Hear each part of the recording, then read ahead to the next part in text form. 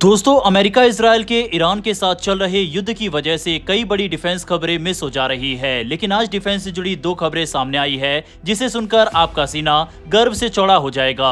भारत की तरफ से 1000 किलोमीटर रेंज वाले ड्रोन को दुनिया के सामने प्रदर्शित किया गया है। इसके अलावा भारत ने चुपचाप AIP तकनीक को विकसित कर डाला है। डिफेंस से जुड़ी इन दोनों खबरों के बारे में इस वीडियो में हम डिटेल में बात करेंगे। दरअसल पिछले कुछ वर्षों में दुनिया के कई संघर्षों में ड्रोन की भूमिका बहुत तेजी से बढ़ी है। खासकर मध्य पूर्व में हुए संघर्षों में ये साफ देखा गया कि कम लागत वाले लेकिन सटीक हमले करने वाले ड्रोन युद्ध के मैदान में बेहद प्रभावी साबित हो रहे हैं। लंबी दूरी तक उड़ान, दुश्मन की निगरानी और जरूरत पड़ने पर सीधे हमला करने की क्षमता के कारण अब कई देश इस तकनीक पर तेजी से काम कर रहे हैं। इसी दिशा में भारत का नया ड्रोन सेसनाग 150 काफी चर्चा में है।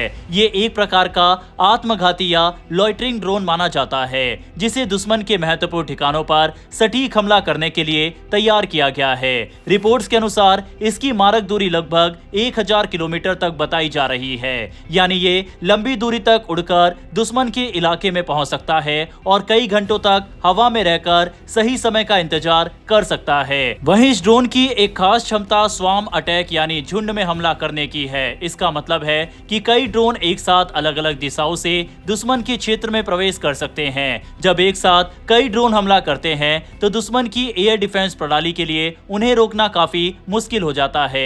इससे लक्ष्य पर हमला करने की संभावना और भी बढ़ जाती है। तकनीकी रूप से भी ये ड्रोन काफी उन्नत माना जा रहा है। इसे इस तरह डिजाइन किया गया है कि ये कम से कम मानवीय हस्तक्षेप के साथ लक्ष्य की पहचान कर सके, उसका पीछा कर सके और सही समय पर हमला कर सके। इसमें लगभग 25 से 40 किलोग्राम तक का वॉरहेड लगाया जा सकता है जो दुश्मन के सैन्य ढांचे, वाहनों या ठिकानों को गंभीर नुकसान पहुंचाने के लिए पर्याप्त माना जाता है। इस ड्रोन को बेंगलुरु की रक्षा startup New Space Research and Technologies द्वारा विकसित किया जा रहा है। बताया जाता है कि इसका पहला परीक्षण लगभग 1 साल पहले किया गया था और इसके बाद सेना की जरूरतों के अनुसार इसके विकास पर तेजी से काम चल रहा है। चलिए अब बात करते हैं AIP तकनीक की। दरअसल क्या आप जानते हैं कि दुनिया की कई नौसेनाओं के पास आधुनिक तकनीक वाली सबमरीन मौजूद है, लेकिन भारतीय नौसेना की डीजल इलेक्ट्रिक सबमरीन अभी तक एक बेहद महत्वपूर्ण तकनीक के बिना काम कर रही है। यही तकनीक है एयर इंडिपेंडेंट प्रोपल्सन यानी AIP सिस्टम। सबसे पहले ये समझना जरूरी है कि सामान्य डीजल इलेक्ट्रिक सबमरीन काम कैसे करती है। इन सबमरीन में डीजल इंजन की मदद से बैटरियां चार्ज की जाती है और वही बैटरियां पानी के अंदर सबमरीन को चलाती है। लेकिन बैटरियां हमेशा के लिए नहीं चलती, कुछ समय बाद इन्हें फिर से चार्ज करना पड़ता है। समस्या यह है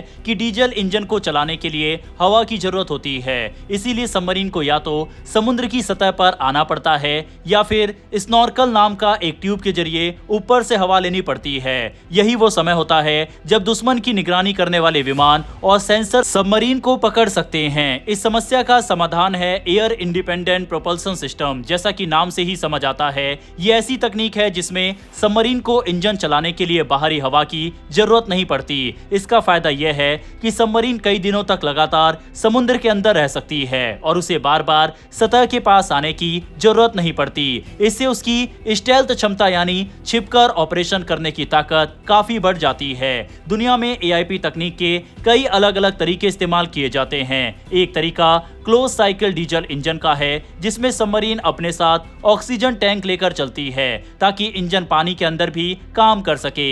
हालांकि ये तकनीक बहुत ज्यादा सफल नहीं मानी जाती। दूसरा तरीका क्लोज साइकिल स्टीम टरबाइन का है। इसमें लिक्विड ऑक्सीजन और ईंधन की मदद से भाप तैयार की जाती है और उससे टरबाइन चलती है। फ्रांस द्वारा विकसित MESMA तकनीक इसी सिद्धांत पर काम करती है और कुछ देशों की सबमरीन में इसका इस्तेमाल किया गया है। तीसरा तरीका स्टर्लिंग इंजन का है जिसका उपयोग स्वीडन, जापान और चीन जैसी नौसेनाओं में देखने को मिलता है। इसमें तापमान के अंतर से इंजन चलता है, लेकिन इन दोनों तकनीकों में एक समस्या है। इनमें चलने वाले मैकेनिकल पार्ट्स होते हैं जिससे थोड़ी बहुत आवाज पैदा होती है। समुद्र के अंदर छोटी सी आवाज भी दुश्मन के सोनार सिस्टम के लिए संकेत बन सकती है। इसी वजह से एक और आधुनिक तकनीक विकसित की गई है जिसे फ्यूल सेल AIP कहा जाता है। इसमें हाइड्रोजन और ऑक्सीजन की मदद मदद से लगातार बिजली पैदा की जाती है। सबसे बड़ी खासियत यह है कि इसमें आवाज बहुत कम होती है, इसीलिए सबमरीन ज्यादा आसान तरीके से ऑपरेशन कर सकती है। भारत भी अब इसी दिशा में आगे बढ़ रहा है। डीआरडीओ ने स्वदेशी एआईपी सिस्टम विकसित किया है जो फ्यूल सेल तकनीक पर आधारित बताया जा रहा है। फिलहाल भारतीय नौसेना की स्कॉर्पियन क्लास की सबमरीन में यह सिस्टम नहीं लगा है, लेकिन योजना है कि भविष्य में रिफिट के दौरान इन्हें इस तकनीक से लैस किया जाए। अगर ये तकनीक सफल होती है तो भारतीय नौसेना की पारंपरिक सबमरीन की ताकत काफी बढ़ सकती है। वह ज्यादा समय तक समुद्र के अंदर रह पाएंगी और दुश्मन की निगरानी से बचकर ऑपरेशन करना आसान होगा। बहरहाल दोस्तों, भारत के वैज्ञानिकों की इस कमाल की मेहनत के लिए कमेंट बॉक्स में एक जय हिंद जरूर लिखिएगा। डिफेंस और फॉरेन पॉलिसी से जुड़ी ऐसे टॉपिक में अगर आपको इंटरेस्ट है तो नीचे दिए गए सब्सक्राइब बटन को प्रेस कर बेल आइकन को जरूर दबा लें। फिर मिलेंगे ऐसी एक नई वीडियो के साथ। धन्यवाद। जय हिंद, जय भारत।